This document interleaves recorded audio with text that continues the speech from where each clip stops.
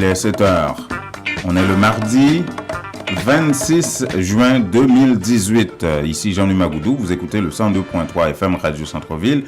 J'ai avec moi Jean-Étienne Dorsan. C'est avec plaisir, Jean-Louis. Je te dis bonjour et bonjour à tout le monde. Bonjour. Nous sommes également en direct sur Facebook. Nous serons en différé sur WhatsApp et YouTube. WhatsApp 438-395-1256. De quoi on va parler aujourd'hui, Jean-Louis? On va parler de la guerre économique de Donald Trump, ses conséquences pour la diaspora haïtienne, et ses conséquences et avantages éventuels pour Haïti, avec Thomas Lalime, économiste et docteur en économie, qui analyse toute cette question-là pour la diaspora. Quelles sont les conséquences? Quels sont les avantages? En Haïti, on parlera de l'interpellation définitivement du Premier ministre Jacques Guy-Lafontaine. Absolument. Il pourrait y avoir des surprises au Parlement. C'est ce que prévient une partie du bloc majoritaire à la Chambre des députés.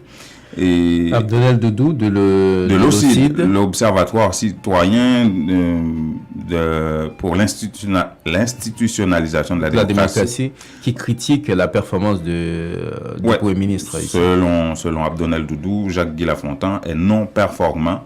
Et puis, dans quel état d'esprit se trouve le gouvernement aujourd'hui face à cette interpellation? En tout cas, Richard Doré se dit confiant quant à un vote favorable. Même serein. Il se dit serein. Et puis on ira dans la rue pour savoir que pense le commun des mortels. Ouais. Et on parlera de Digicel, Martin Bout, qui dit qu'il en a honte. Des services offerts. Ça, c'est une nouvelle. À la population.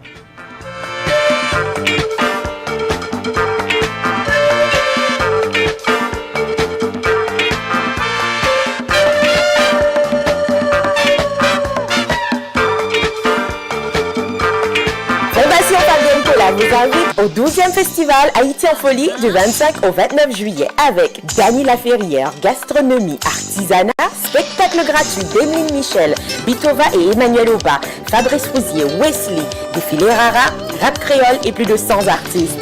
Haïti comme vous ne l'avez encore jamais vu du 25 au 29 juillet au quartier des spectacles, Parc La Fontaine et la Grande Bibliothèque. Info haïtienfolie.com. Supporté par Banque TD, Patrimoine canadien, Centre des viandes FK Senza, Magnus Poirier, Ville de Montréal et Rombord-Mancourt.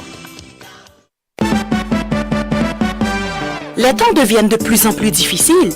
Dès que possible, vous devez économiser pour de meilleurs lendemains. Unitransfert vous présente la solution Direct Transfert pour les raisons suivantes. Vous êtes certain que votre argent est déposé directement à la Unibank sans passer par des inconnus. Les bénéficiaires ont accès à leurs fonds rapido presto aux succursales de la Unibank, plus grande banque commerciale établie partout en Haïti. Vous recevez une prime, un bonus. Ne les gardez pas avec vous. Pour ne pas tout dépenser, économisez un peu. Faites un direct transfert sur votre compte à la Unibank. Lorsque vous voyagez en Haïti, votre argent vous attendra sans embâche. Donc, beaucoup moins de casse-tête.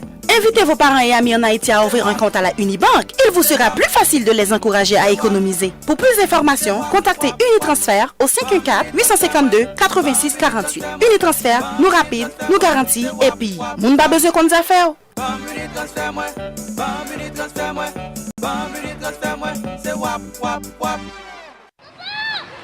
Angoissé que vos enfants soient à la maison et qu'ils ne participent à aucune activité cet été, vous cherchez un camp stimulant, éducatif et sécuritaire pour vos enfants de 5 à 12 ans, le BCHM a la solution pour vous. Inscrivez votre enfant à notre camp d'été qui aura lieu du 25 juin au 17 août 2018. Vos enfants auront l'occasion de prendre part à toutes sortes d'activités. Les sciences, l'art plastique, l'art culinaire, activités sportives, sans oublier les sorties éducatives et culturelles, les pique-niques et les baignades. Pour 70 $ seulement par semaine, avec service de garde compris, de 7 h du matin jusqu'à 16 h en après-midi. Les places sont limitées. Appelez-nous dès maintenant. 514-725-9508, poste 301. Les nouvelles d'Haïti, les nouvelles des Haïtiens de Montréal. InTexto vous les apporte tous les matins. En audio, en texte, en images, sur 4 plateformes. En direct et en simultané sur le 102.3 FM Radio Centre-Ville, intexto.ca sur Facebook et en différé sur WhatsApp. On prend rendez-vous tous les matins, du lundi au vendredi sur le 102.3 FM Radio Centre-Ville.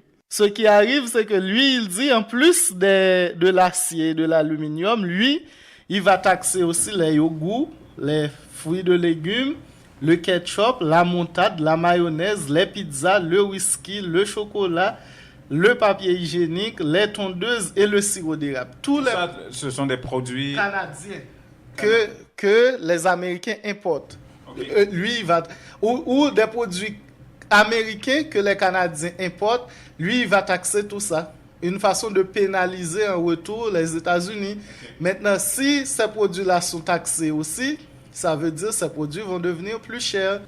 Ah ben, on parle de ketchup, de moutarde, de mayonnaise, de papier hygiénique pour les toilettes, et patata, la liste est longue. La liste de Donald Trump est définitivement longue. Oui. Et le Canada, de son côté, donc répond du tac au tac, l'équivalent de la taxation des États-Unis. On parle de plus de 16 milliards de dollars. C'est pas un jeu, là. C'est pas un jeu, c'est pas une blague. OK? Ça, c'est que ce soit des produits que le Canada importe des États-Unis ou le Canada exporte vers les États-Unis, on parle de 16 milliards de dollars au total. Donc, prenons tout ça dans son ensemble. C'est vraiment une guerre économique qui s'installe et la guerre est mondiale parce qu'il y a aussi l'Europe qui est concernée par ça. On verra ça un peu plus tard. Mais là, on venait d'entendre Thomas Lalime. C'est un économiste haïtien. Il est docteur en économie et qui, justement, analyse cette guerre économique mondiale, que ce soit avec les conséquences pour le Canada et surtout avec un œil très haïtien, comme haïtien qu'il est. Et il regarde les conséquences, Jean Etium, à la fois pour la diaspora haïtienne, mais aussi pour Haïti.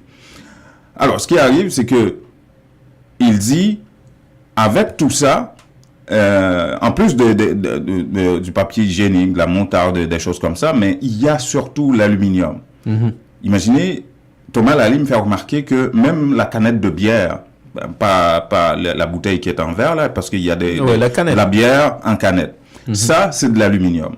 Même le prix de la bière pourrait augmenter avec des taxations élevées sur l'aluminium, sans compter les voitures, qui à 60% sont constituées d'aluminium.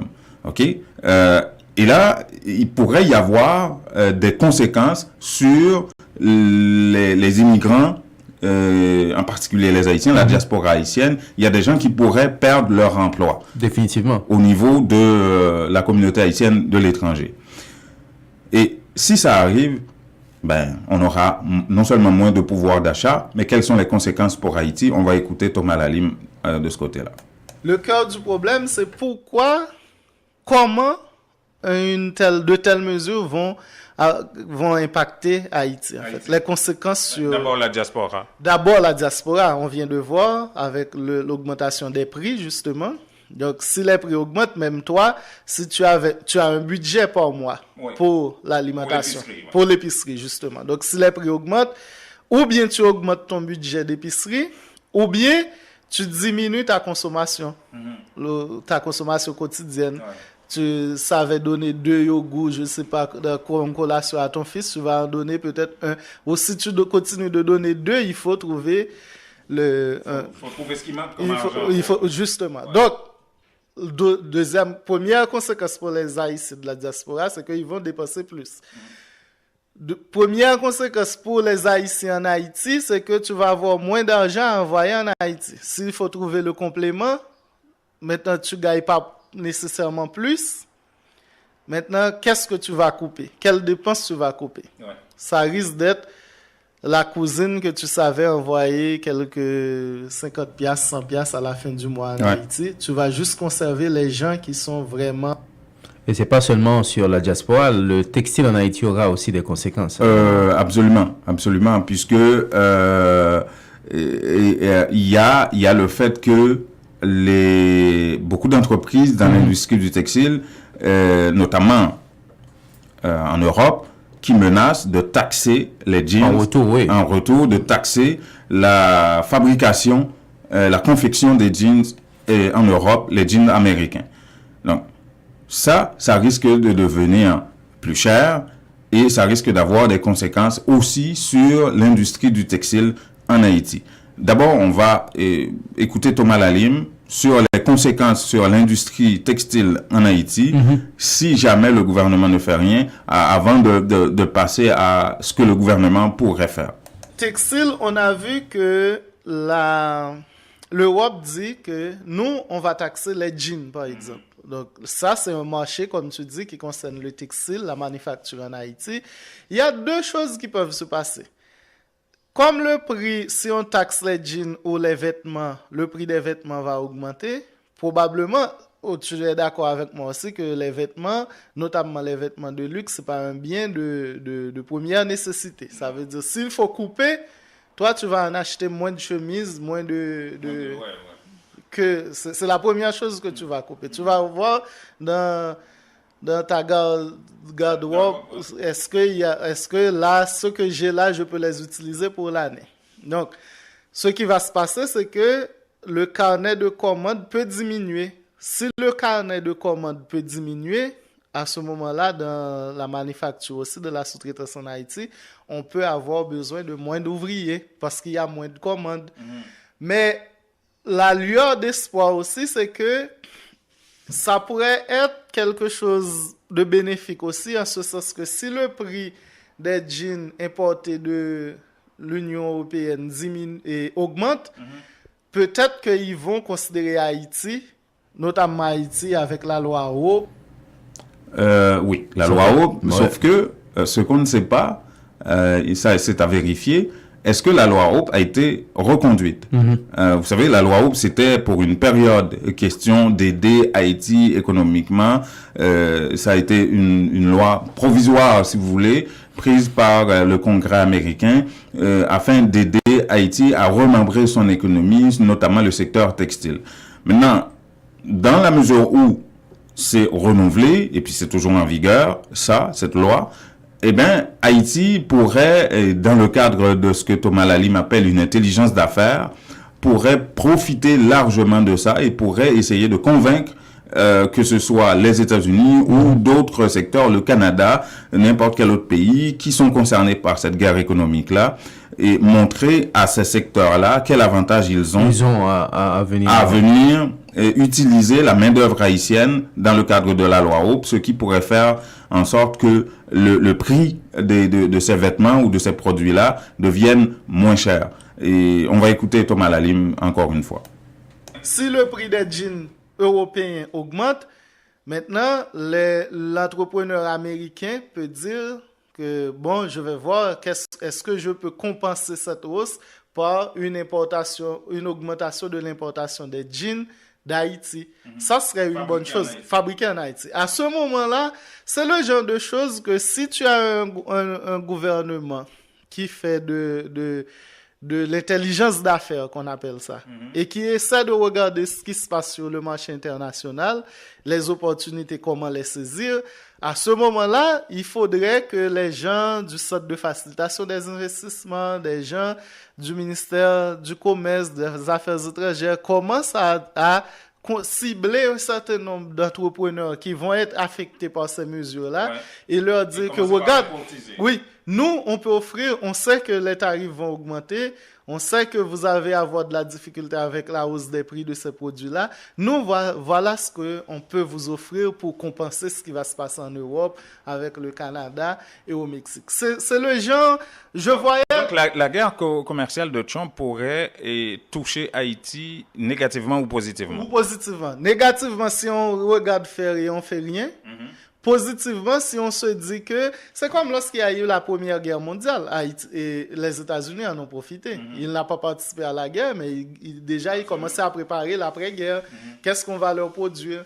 On va leur offrir qu'est-ce qu'on va produire et vendre au reste de l'Europe. Et développer le marché de l'armement. Donc, justement, Haïti pourrait se dire, voici cette guerre-là, nous pouvons bénéficier de cette guerre-là. Ce serait, la semaine dernière, j'ai vu dans ton journal que tu parlais de la mission qu'Haïti a effectuée au Canada. C'est le genre de sujet qui devrait être sur la table. Moi, si j'allais faire une présentation quelconque, peut-être c'est ça, l'enjeu principal actuellement, c'est ça. Comme si c'était cadeau. Moi monter, moi descendre, moi virer, moi tourner, moi aller, moi venir, moi proche de côté qui vendent. Pour marcher, ouais, pour jouer un produit alimentaire pour haïtien, africain, fait quoi? Latino. Pour du cosmétique greffe permanente, cheveux poutresse. Non, marché Webo, a fait transfert, nourriture. Et l'argent pour famille. Et 10 minutes pour amis. Marché Webo, qui ont casse-route, fonctionner tous les jours. Manger à bon, manger à lourd. L'aime besoin pour force, marché Webo, mon vrai bouillon. Marché Webo, 86 32 avenue Chaumont, Anjou. Téléphone 514 493 97 45. Les nouvelles d'Haïti, les nouvelles des Haïtiens de Montréal. Intexto vous les apporte tous les matins. En audio, en texte, en images, sur 4 plateformes. En direct et en simultané sur le 102.3 FM, Radio Centre-Ville, intexto.ca, sur Facebook et en différé sur WhatsApp. On prend rendez-vous tous les matins, du lundi au vendredi sur le 102.3 FM, Radio Centre-Ville. Et c'est le rendez-vous de tous les matins, Jean Numa. Avec François aussi. Bonjour François. Oui, bonjour Jean-Étienne, bonjour Jean-Numa, comment allez-vous? Bonjour à tout le monde. Eh ben, après une longue fin de semaine de combien? 5-6 jours, il y en a qui sont revenus plus qu'en forme. Hein? Ben oui, je pense que c'est la même chose pour vous deux là. Ah bon? Et comme dirait Jean-Étienne, c'est la journée que l'Éternel a créée. Alors... Qu'il soit pour nous un sujet d'allégresse et de joie. Je te complète. Je ne te connaissais pas être capable d'aussi grande moquerie. Il est prêtre. Pas du tout. Ça, je ne fais que je reprenne. D'accord. J'ai été pour le dire. Ah, d'accord. Tu entres dans sa tête. Alors, qu'est-ce que tu as pour nous comme info? Ah oui, j'ai des nouvelles pour vous là, et vous parlez d'Haïti. Ouais. Je vais commencer par Haïti, et parce que je ne pense pas que vous savez ça, c'est que Haïti a offert l'asile à une vingtaine de personnes. Ah bon, quoi? Ça c'est quand ça? Non, mais c'est pas les Polonais là, depuis les... Non. C'est pas les Polonais de Kazan? Non, pas du tout. C'est sûr que Haïti avait accueilli les Syriens, les Polonais. C'est pourquoi je veux commencer avec ça. Juste pour vous détendre là, Haïti a offert l'asile à une vingtaine de personnes en provenance du Moyen-Orient, de l'Afrique subsaharienne. Ah ouais. Alors, ce sont des gens qui sont venus parce qu'ils disent qu'ils sont persécutés. Et alors, ils sont venus. Ils ont été accueillis, il n'y a pas eu de refus, il n'y a pas eu de l'aide juridique. Est-ce qu'on a une commission du statut de réfugié là-bas? Je vous laisse le soin de demander ça. Alors, il y a M. Mouvet qui coordonne avec HCR, UNHCR. Ça veut dire qu'il essaie de faire la liaison entre Haïti et ces gens-là pour voir comment leurs droits sont respectés. Alors, ils sont venus, ils ont demandé l'asile en Haïti et une vingtaine. Et il y a plus de 15 qui ont été déjà acceptés. Les autres n'ont pas encore été acceptés, mais on dit que c'est juste... une question de formalité, une question de temps. Une formalité et tout ça. Alors, moi je dis que c'est bon à savoir. Mais François, comment ils sont arrivés en Haïti? Ils prennent l'avion pour venir en Haïti. Ça se passe comment? Ils étaient quelque part et puis ça ne marche pas, ils vont en Haïti. Ils ont choisi spécifiquement Haïti parce que dans la plupart des cas, je n'ai pas la confirmation de combien de pays ont besoin de visa pour visiter Haïti, mais je pense que c'est très peu de pays. Et très peu de pays où les ressortissants ont besoin de visa. Alors, je crois qu'ils ont besoin tout simplement d'une autorisation de séjour. C'est tout. Quelque chose comme ça, oui. Alors, normalement, on va là-bas et puis on fait la demande d'asile. Et puis, apparemment, on est très content de recevoir des demandeurs d'asile. Et puis, ça ne prend pas beaucoup de temps. Immédiatement, on est accepté. Ça veut dire que si un jour, Jean-Numa, vous ne voulez plus rester, alors vous savez que maintenant, vous pouvez retourner et faire votre demande d'asile. Mais le gars, il est haïtien quand même, de toute façon. Il n'a plus de demande d'asile à faire. Non, mais c'est un sujet intéressant qu'il faut qu'on regarde. C'est sérieux, là. J'aimerais bien comprendre le processus et la preuve. Non, mais on va essayer de pousser ça plus loin, François. Tu connais Intexto, Si vous pouvez demander aux autorités, notamment, je dirais, le ministre des Affaires, parce qu'il n'y a pas de ministère. Il n'y a pas de commission de statut de réfugié, là. Non, il y a la direction de l'immigration en Haïti qui dépend du ministère de l'Intérieur. Peut-être demander à ces autorités-là ou bien le ministère des Affaires étrangères. On va essayer ça, oui. Ça c'est intéressant. Deuxième nouvelle, c'est que il y a une centaine de diplomates qui ont demandé l'asile au Canada. Quoi? Ils viennent d'où? Une centaine de diplomates. Qui étaient déjà ici? Non. Là, je laisse Haïti, là. Non. Ces diplomats-là étaient déjà basés ici au Canada? Ici au Canada. Ils ont demandé...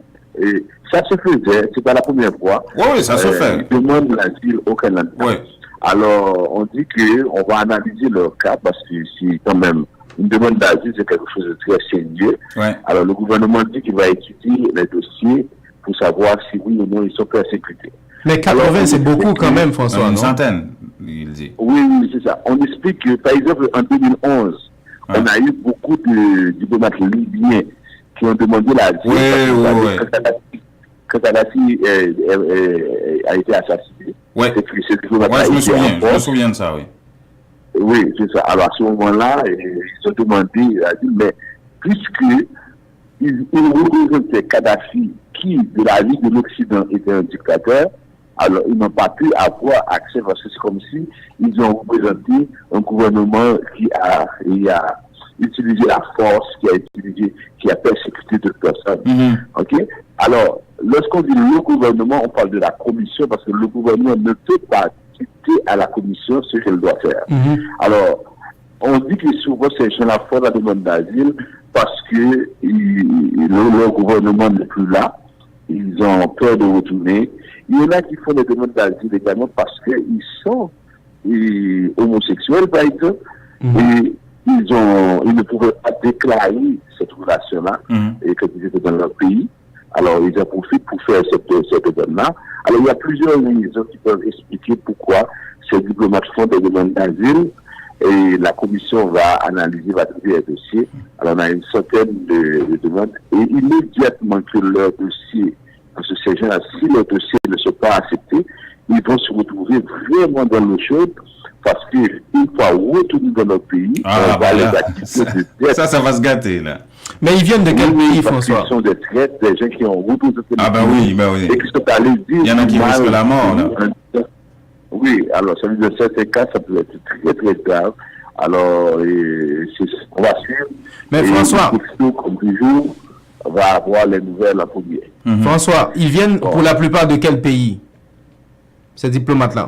On ne voulait pas donner, parce qu'on a clarifié les noms des pays, parce que, bon, j'imagine que ça peut être de n'importe quel pays en Afrique, des gens qui sont persécutés, et qui pensent qu'ils peuvent être persécutés. Ouais, mais ces pays-là le savent. Ces pays-là le savent, hein, que leurs diplomates sont en train de... Une fois que vous demandez ça, ce que fait le Canada avec Affaires mondiales, immédiatement on avise le gouvernement que l'un des diplomates a fait la demande, et ensuite, si la personne est toujours en poste, il faut qu'on la remplace.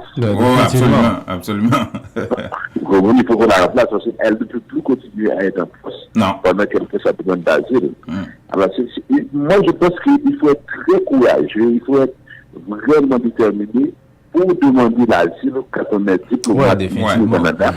Parce que déjà, c'est comme si les commissaires vont penser que vous avez déjà la protection de l'État puisque vous avez représenté l'État. Alors, faire la preuve que l'État ne peut pas vous protéger pendant que vous l'avez représenté à l'étranger, alors là, c'est pas facile. Je ne dis pas que c'est impossible, mais s'il ne s'agit pas, par exemple, prenons un cas, on voit le gouvernement de Myanmar, par exemple, en Asie. Alors, lorsqu'il a choisi, par exemple, la prix Nobel de la paix comme premier ministre, c'est-à-dire, on sait que c'est un gouvernement, c'est une dictature. Mais par exemple, elle choisit cette dame-là parce qu'elle sait qu'elle jouit d'une réputation. Ça va vendre la marchandise.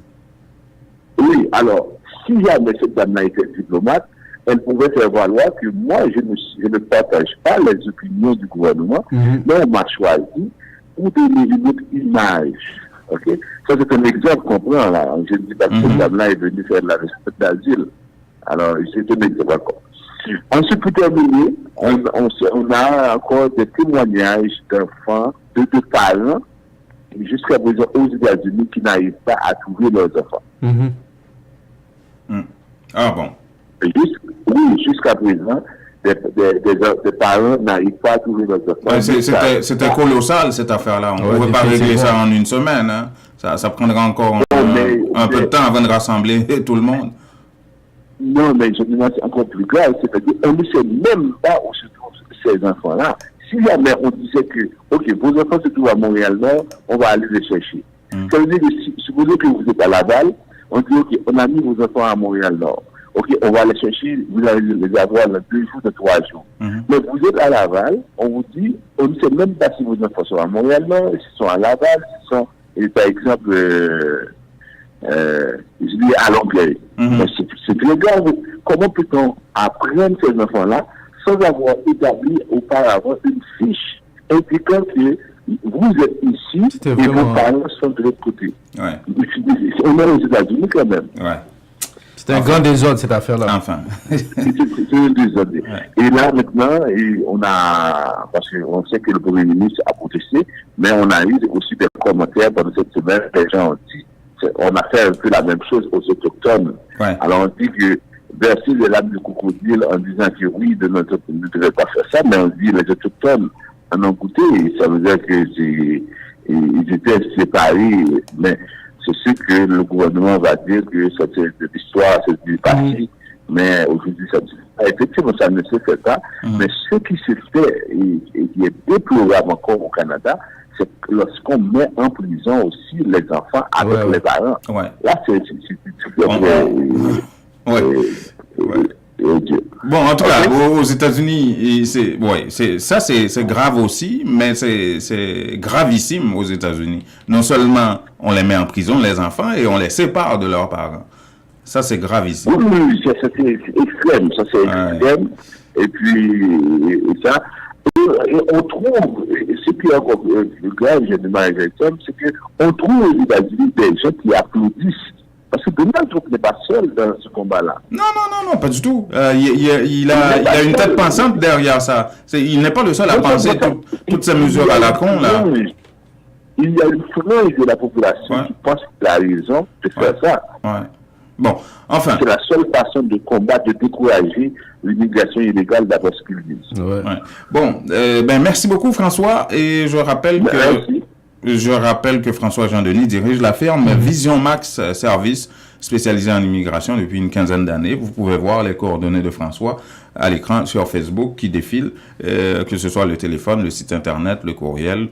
Vous allez voir tout ça dans le défilement de Facebook. Merci, François. Merci. Bonne journée à vous tous. À demain, François.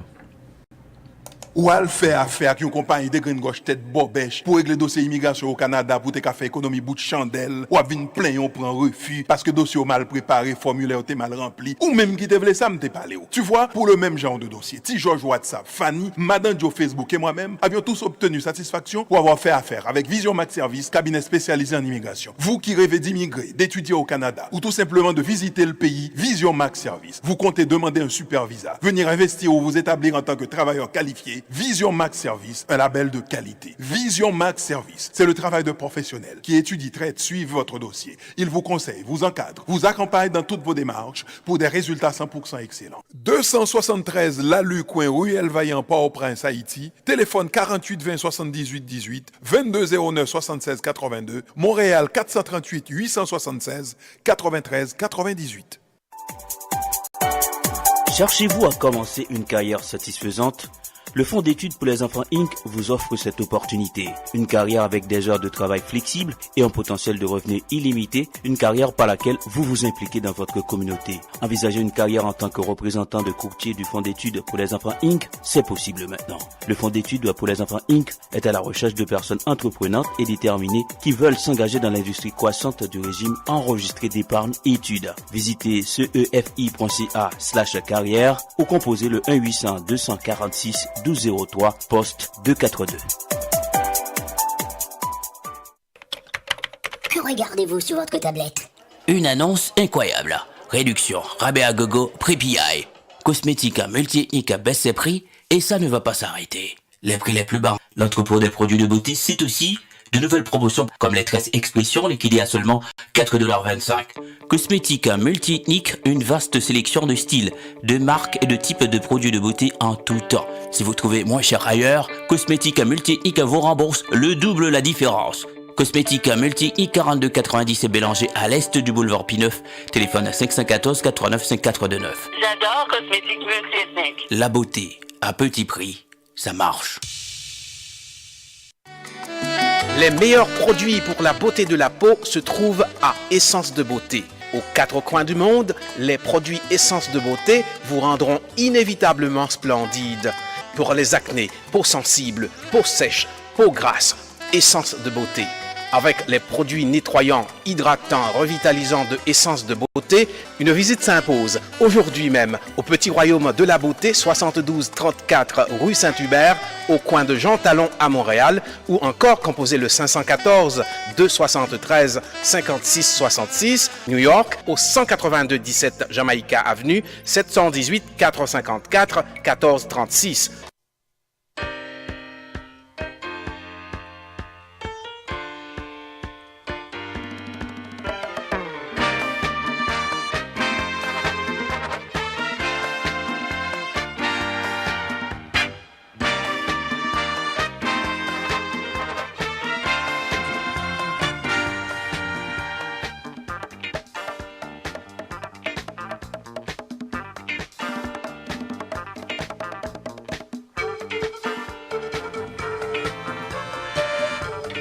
Voilà, il est 7h31. Vous écoutez le 102.3 FM, Radio Centre-Ville.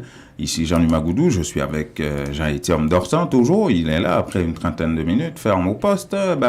Vous écoutez nos nouvelles, ce magazine apporté par Intexto, intexto.ca. Et nous sommes sur Facebook en direct. Il y a de plus en plus de gens qui nous suivent. Merci beaucoup. Et il y a même des gens qui nous écoutent du Chili étant. Imaginez. On a reçu des WhatsApp à ce propos-là. Bon, bref. Et bonne écoute en Haïti, en France, aux États-Unis, un peu partout. Et majoritairement à Montréal. Et il y a énormément de gens qui nous suivent sur Facebook. Plus d'1 millier par jour qui écoutent cette émission seulement sur Facebook. Intéressant. Ouais.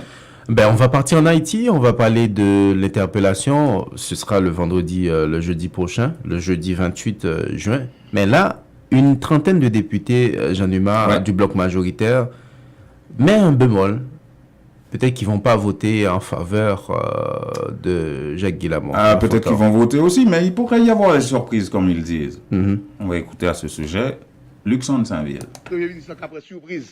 C'est-à-dire, s'ils comprennent 2-3 nègres qui viennent mentir dans la primature, à dire que les députés sont fidèles avec eux, moi, pas mis ça là, moi, je ne suis pas fidèle à aucun premier ministre. Le député de Mol Saint-Nicolas est un peu plus clair.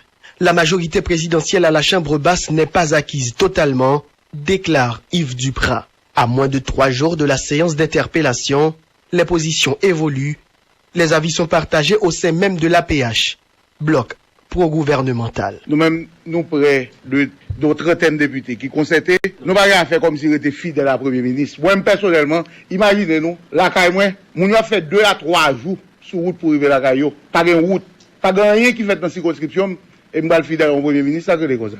Le Premier ministre qui a voté, c'est le peuple là qui prend mon mandat. Ok? Ça, le gouvernement fait qui bon pour payer, m'a supporté, même pas supporté, comme si le gouvernement qui pas pris rien là. Pas d'investissement, pas de projet d'infrastructure ou sociaux, une agriculture à genoux. Le département de la Grand'Anse va très mal malgré les différentes promesses, déclarent Marie-Gladys Saint-Jean et Ronald Toussaint.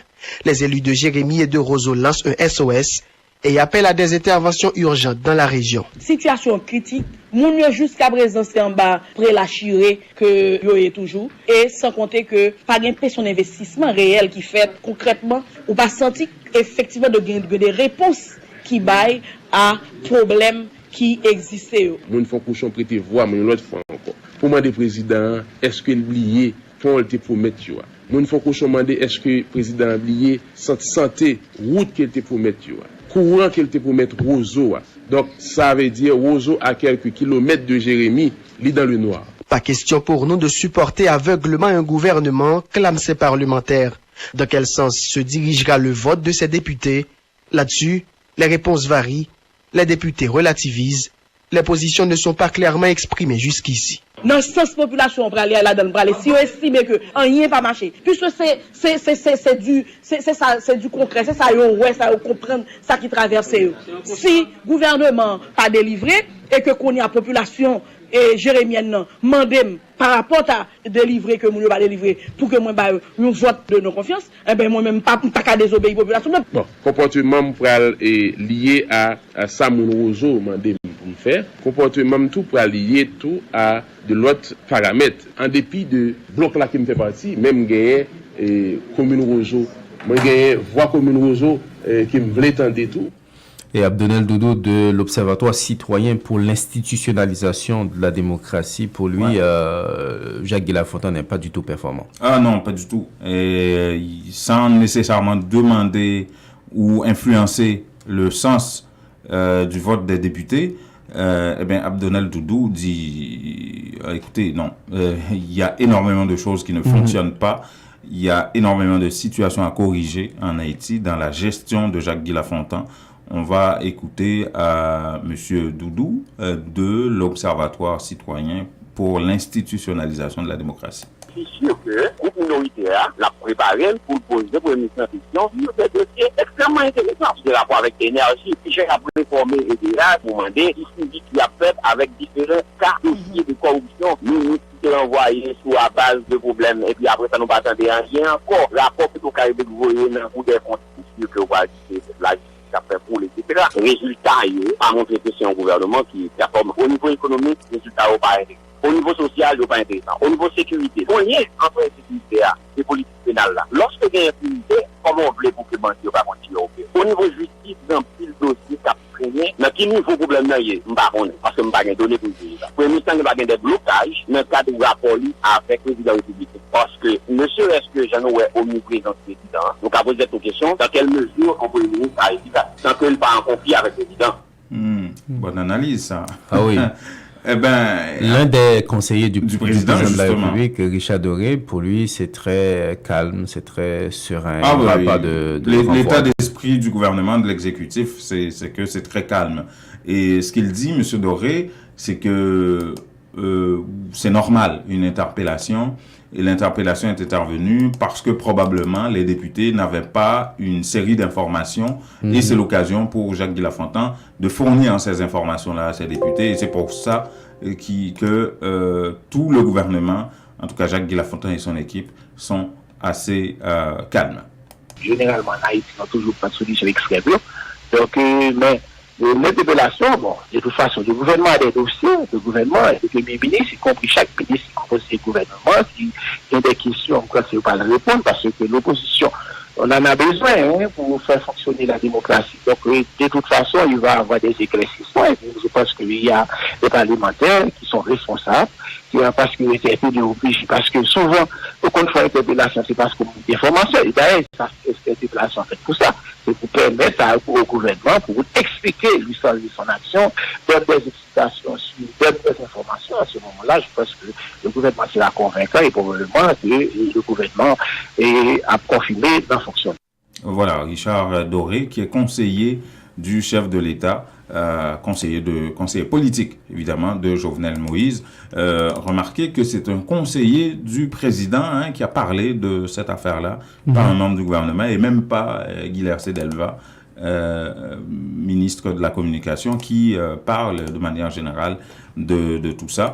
Et maintenant, la pression ne vient pas uniquement des parlementaires, des politiques, d'une trentaine de parlementaires du bloc majoritaire à la Chambre des députés, ni de la société civile, comme au CID. La pression vient aussi de la rue. Écoutons.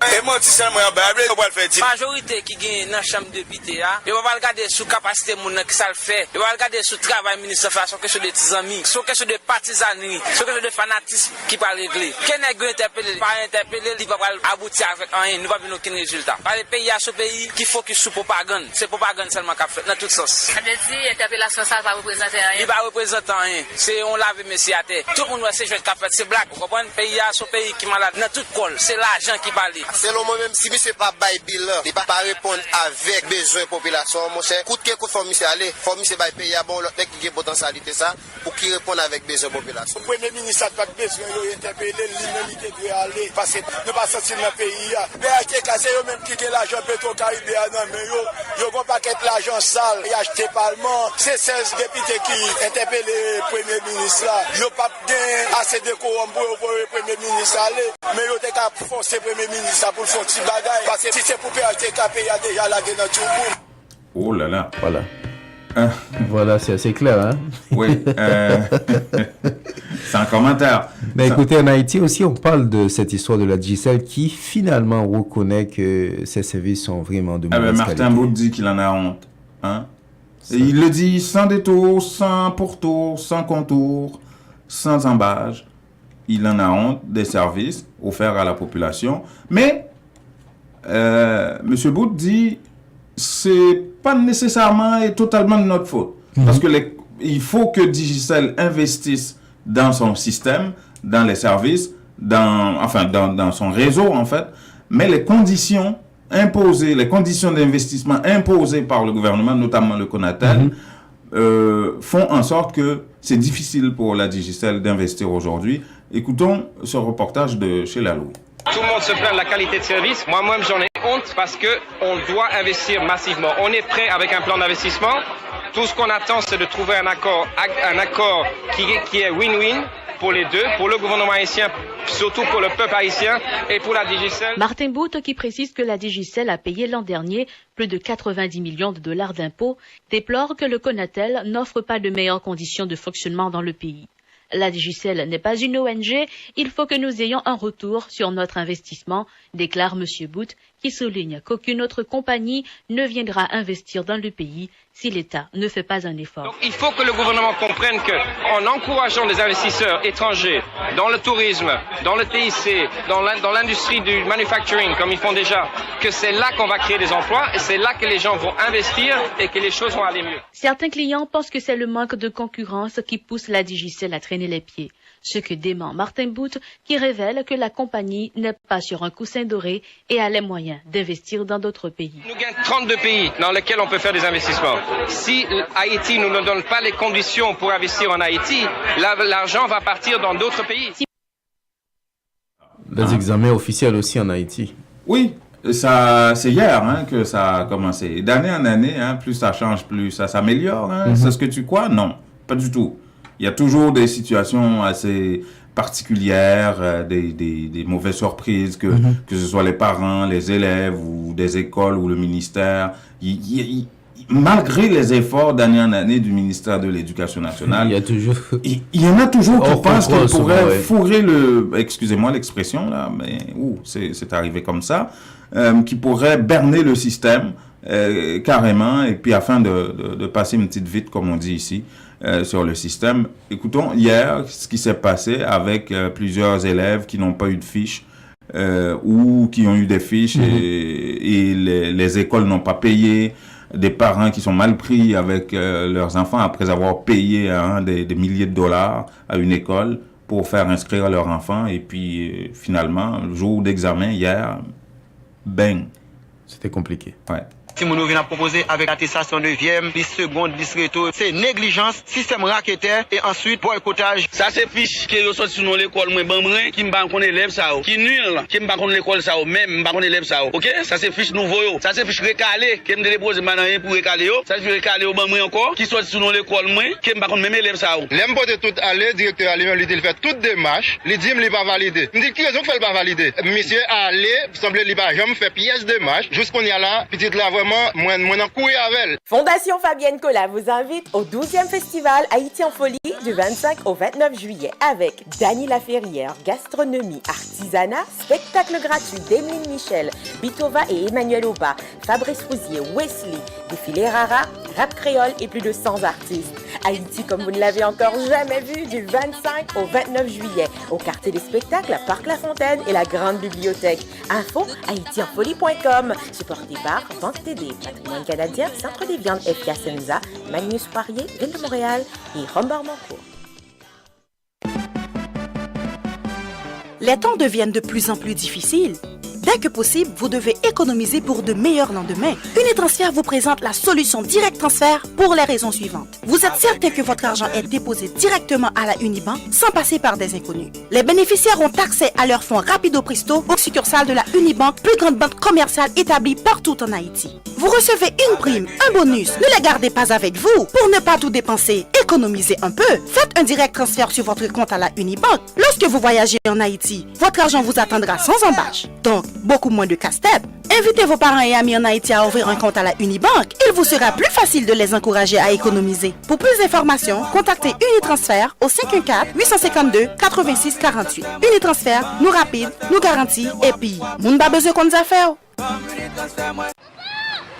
Angoissé que vos enfants soient à la maison et qu'ils ne participent à aucune activité cet été, vous cherchez un camp stimulant, éducatif et sécuritaire pour vos enfants de 5 à 12 ans, le BCHM a la solution pour vous. Inscrivez votre enfant à notre camp d'été qui aura lieu du 25 juin au 17 août 2018.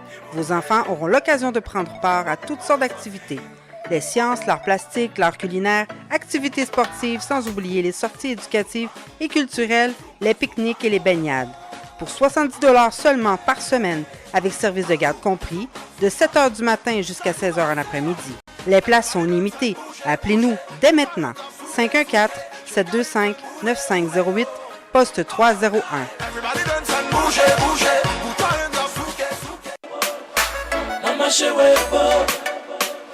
Comme si c'était cadeau. Moi monter, moi descendre, moi virer, moi tourner, moi aller, moi venir, moi proche de côté qui vendent. Puis pour marcher, ouais pour jouer un produit alimentaire pour haïtiens, africains, québécois, latino. Produit cosmétique greffe, permanente, cheveux pour tresse. Non marché, ouais pour faire transfert, nourriture, et l'argent pour famille, et des minutes pour amis. Marché, ouais pour qui ont casse-route, fonctionner tous les jours. Manger à bon, manger à lourd. L'aime besoin pour force, manger bon, mon vrai bouillon. Marché Rebo, 8632 avenue Chaumont, Anjou. Téléphone 514 493 97 45. Ou al fait affaire avec une compagnie de green gauche tête bobèche pour régler dossier immigration au Canada pour te faire économie bout de chandelle. Ou à vin plein on prend refus parce que dossier mal préparé, formulaire t'es mal rempli. Ou même qui te voulait ça m'te parlé. Tu vois, pour le même genre de dossier, Ti George WhatsApp, Fanny, Madame Joe Facebook et moi-même avions tous obtenu satisfaction pour avoir fait affaire avec Vision Max Service, cabinet spécialisé en immigration. Vous qui rêvez d'immigrer, d'étudier au Canada ou tout simplement de visiter le pays, Vision Max Service. Vous comptez demander un super visa, venir investir ou vous établir en tant que travailleur qualifié. Vision Max Service, un label de qualité. Vision Max Service, c'est le travail de professionnels qui étudient, traitent, suivent votre dossier. Ils vous conseillent, vous encadrent, vous accompagnent dans toutes vos démarches pour des résultats 100% excellents. 273 Lalu, coin Ruelle Vaillant, Port-au-Prince, Haïti. Téléphone 48 20 78 18, 22 09 76 82. Montréal 438 876 93 98. Cherchez-vous à commencer une carrière satisfaisante? Le Fonds d'études pour les enfants Inc. vous offre cette opportunité. Une carrière avec des heures de travail flexibles et un potentiel de revenus illimité. Une carrière par laquelle vous vous impliquez dans votre communauté. Envisager une carrière en tant que représentant de courtier du Fonds d'études pour les enfants Inc. C'est possible maintenant. Le Fonds d'études pour les enfants Inc. est à la recherche de personnes entreprenantes et déterminées qui veulent s'engager dans l'industrie croissante du régime enregistré d'épargne études. Visitez cefi.ca/carrière ou composez le 1-800-246 1203 poste 242. Que regardez-vous sur votre tablette? Une annonce incroyable. Réduction, rabais à gogo, prix PI. Cosmétique multi-ethnique baisse ses prix et ça ne va pas s'arrêter. Les prix les plus bas. L'entrepôt des produits de beauté, c'est aussi de nouvelles promotions comme les tresses expression liquidées à seulement 4,25 $. Cosmétique multi-ethnique, une vaste sélection de styles, de marques et de types de produits de beauté en tout temps. Si vous trouvez moins cher ailleurs, Cosmétique multi-ethnique vous rembourse le double la différence. Cosmétique multi-ethnique 4290 et Bélanger à l'est du boulevard P9. Téléphone 514 89 5429. J'adore Cosmétique multi-ethnique. La beauté à petit prix, ça marche. Les meilleurs produits pour la beauté de la peau se trouvent à Essence de Beauté. Aux quatre coins du monde, les produits Essence de Beauté vous rendront inévitablement splendide. Pour les acnés, peau sensible, peau sèche, peau grasse, Essence de Beauté. avec les produits nettoyants, hydratants, revitalisants de Essence de Beauté, une visite s'impose aujourd'hui même au Petit Royaume de la Beauté, 72-34 rue Saint-Hubert, au coin de Jean Talon à Montréal, ou encore composez le 514-273-5666, New York, au 182-17 Jamaïca Avenue, 718-454-1436. –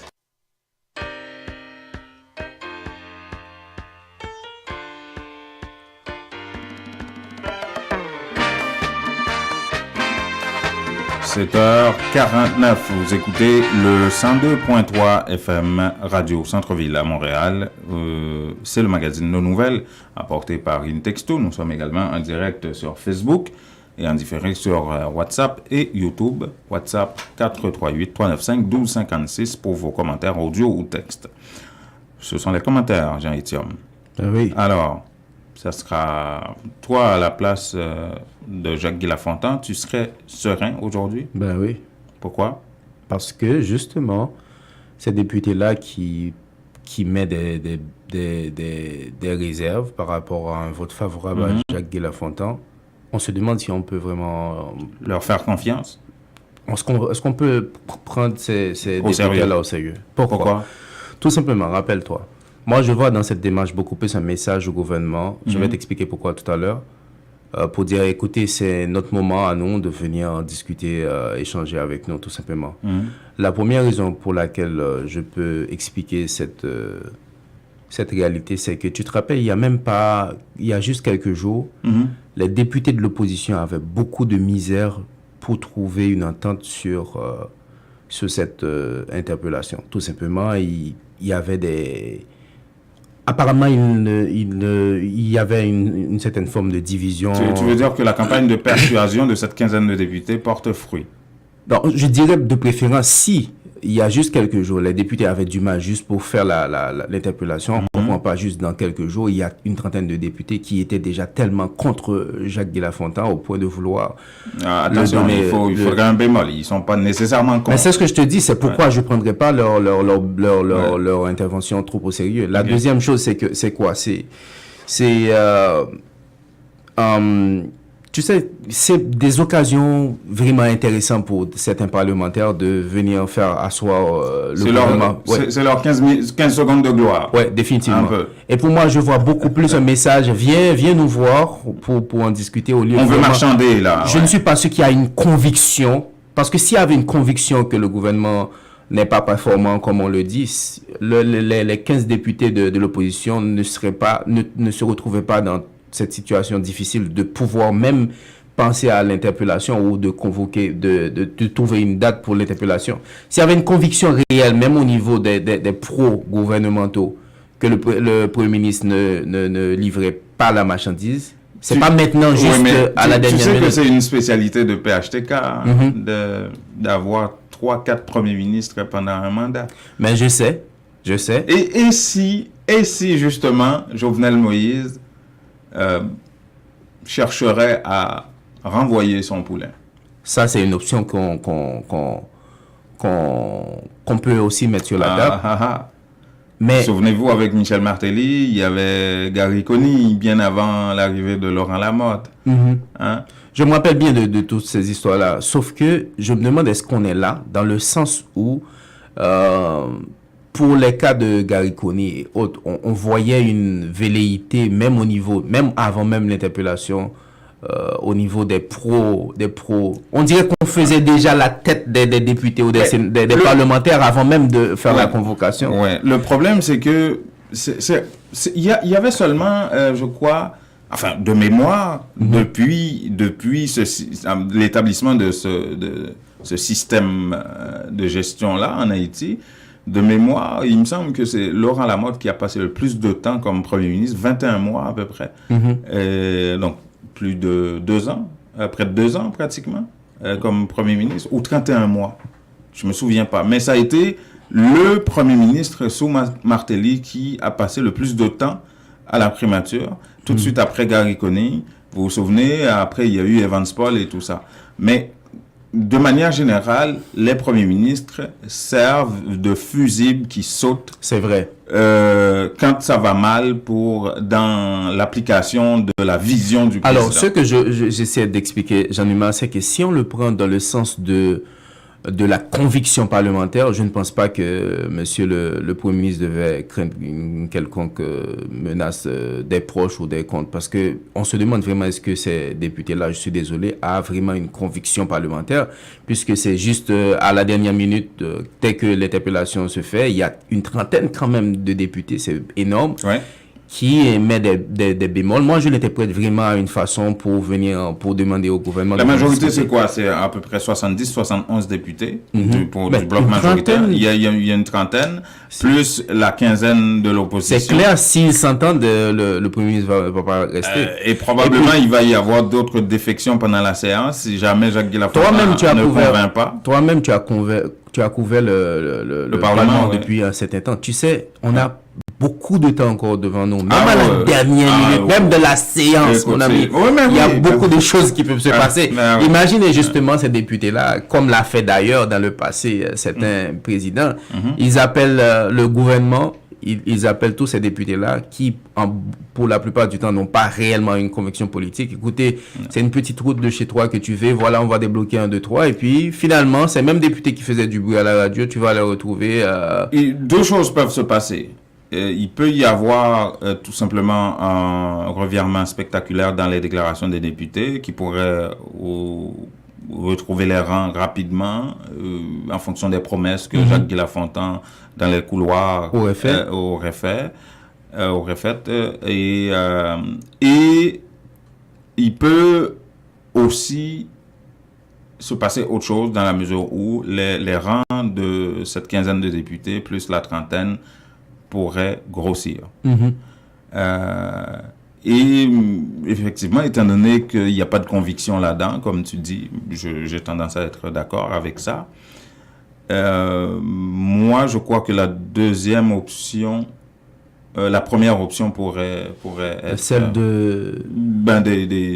d'acheter les députés, de leur... Tu vois, même dans le reportage de Luxon, il a précisé que c'est vrai qu'il y a une trentaine de députés qui met un bémol. La plupart d'entre eux ne veulent pas dire clairement est-ce qu'ils vont voter pour ou contre. On le comprend, c'est de la politique. Ils vont pas le dire, c'est du marchandage. C'est ce que je te dis, c'est de la politique qu'on fait. Mais justement, quand tu as de la conviction, tu ne caches pas. Tu ne marchandes pas. Bah voilà, tu n'appelles pas un journaliste, écoutez, je pense que j'ai mis un petit bémol, je ne pense pas que je vais voter. Non, là, tu es en train de marchander. Mais quand tu as ta conviction, tu es convaincu que le gars, il n'est pas performant, parfois tu n'annonces même pas. On constate vraiment à la dernière minute que tu as pris ta décision et tu imposes tes affaires, tes votes, et puis c'est comme ça. Celui-là qui va véritablement te tuer, il va pas te le dire. Ben oui. Il va pas faire du bruit à la radio. Non. Ben, il prépare son coup comme un chat. Donc vraiment, il va falloir comme un chat qui guette un rat. Oui. Okay. Il va falloir qu'on regarde au cours de la semaine comment ça va se dérouler. Même à la dernière minute de la séance, beaucoup de choses peuvent changer. Mais je me demande, sur la base vraiment de la conviction parlementaire, est-ce que M. Lafontaine devait craindre quelque chose? Ah non. Et ça, il est 57. Ben oui. Bonne journée, mesdames, messieurs. On se retrouve demain, 7h, pour une autre édition.